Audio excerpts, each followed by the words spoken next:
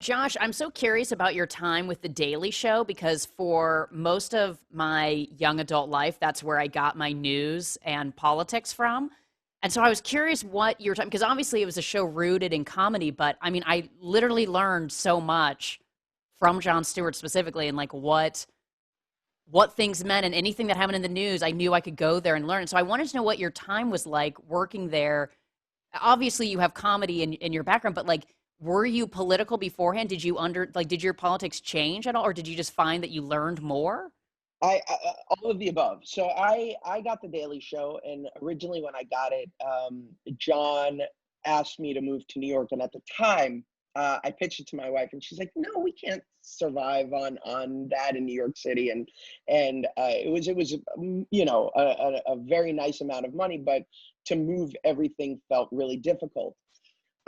So I said this to him, and he said, "Okay, well, why don't you come be a guest correspondent like Larry Wilmore?" And I was like, "I'd be honored to. You kidding me?"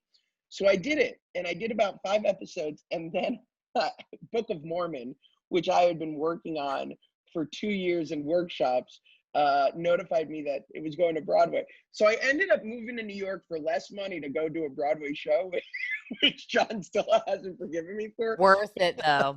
My brief time with the Daily Show was some of the most incredibly influential for me in my young life because it was a masterclass in comedy.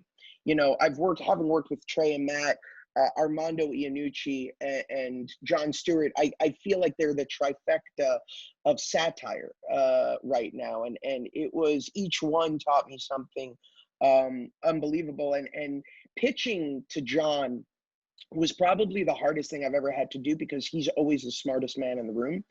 And when you are pitching to him, especially with something that has a political foundation to it, he has so many questions that are rooted in his responsibility or the responsibility he feels to the viewer. And so it always was comedy second, right? And whatever we were doing a story about, it had to have the weight of a 60 minutes piece in order for the comedy to land, which I always really respected and thought was an amazing perspective to have.